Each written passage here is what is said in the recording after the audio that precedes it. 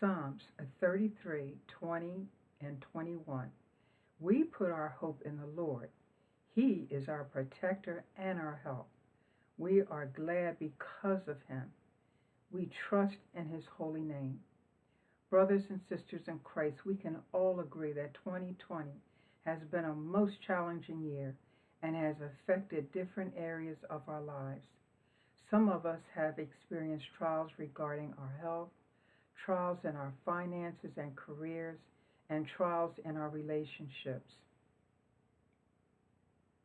I strongly believe that we, as believers in this particular season, are also being challenged spiritually.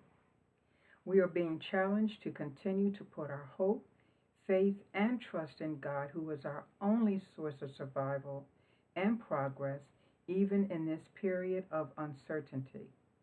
No matter what we see, feel, or hear, we must continue to focus on Christ and his finished works of prosperity, success, and victory in every area of our lives.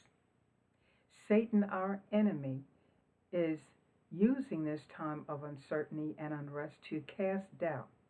His job is to disrupt the church of God from ministering to the lost and discouraging the saints any way he can.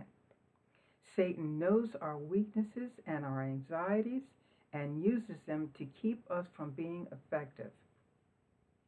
However, in any situation or issue we find ourselves in, God promises in Hebrews 13:5, he will never leave us or abandon us.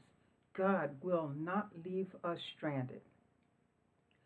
We must keep our focus on Christ and not grow weary in doing good.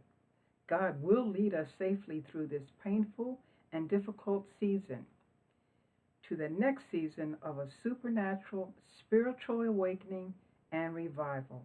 When that time comes, we as a church must be ready to open our doors, have our pastor, Dr. Tucker, lead and direct us so that we can minister to the souls in our community who need hope and salvation. Our church is still required to meet its financial obligations, and in order to do that, I humbly ask and beseech you to continue to honor and support God's ministry through your tithes and offerings.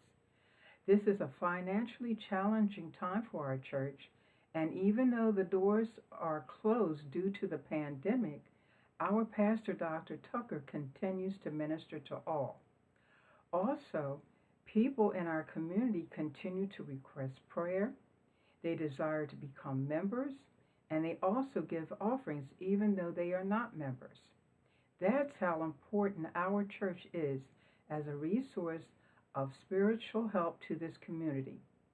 If you are struggling in the area of finances and tithing, I ask you to first thank God for how he has kept you and your family faithfully during these trying times. Second, seek God's direction and ask him to help you to get back on track so that you can glorify him by your efforts. He will bless you. In closing, the word tells us that God is able to supply all our needs according to his riches and glory, and that he is able to do immeasurably more than all we ask or imagine. God bless, and I hope to see you all soon.